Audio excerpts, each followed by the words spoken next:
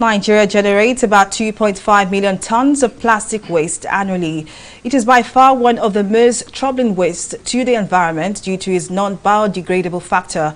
But an environmentalist in the northwestern part of Kaduna State has come up with an innovation that uses plastic waste to solve one housing problem in the country.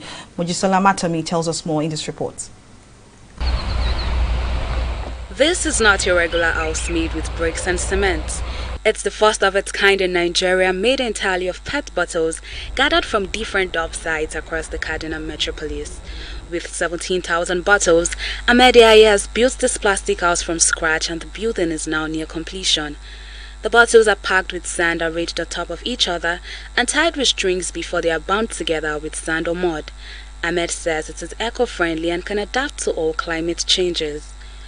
We have a lot of, plastic is a menace in the whole world. It's known, especially in our oceans. United Nations, even environmental program, I think, declared 2018 as a world plastic day, or how do they call it? Beat the plastic pollution, because of the menace of plastic worldwide.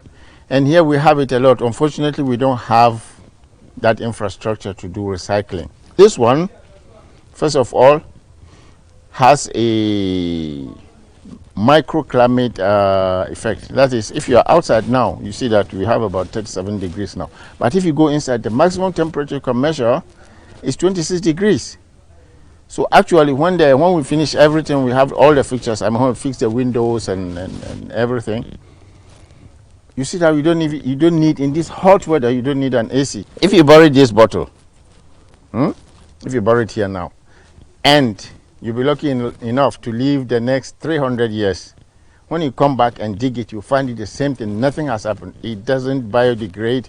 It doesn't change. It doesn't do anything. So far, Ahmed and his group of experienced technicians have trained about 56 youth who are mainly picked from the streets with little or no formal education to become PET bottle masons.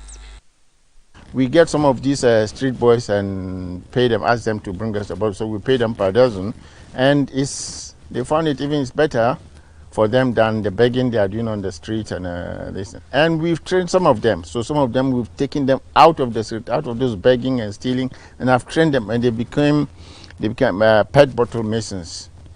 And, well, we call them PET bottle masons because an ordinary mason who has not been trained on this cannot do it. With the continued menace of plastic waste, Ahmed believes that more interest will grow in plastic recycling, and the plastic house can help provide access to adequate housing for Nigerians. It's a sort of joy when you see the point we picked from there. Now he's able to have his own family through this. It's really interesting. That is, if we can really get even the authorities come, because they don't know what to do with the waste. They gather them and then they take them to another dump site.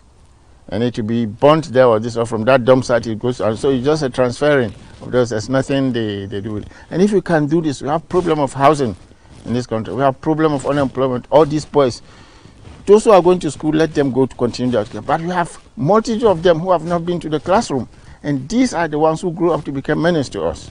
So if you can train these people in various of these simple techniques, they can have a livelihood, have their own family. I think we'll have a serene environment to live. Innovations like this will help solve the problem of environmental pollution and provide cheap housing for the over 24.4 million homeless people in Nigeria. Mojisola Matomi, TV 360 Nigeria.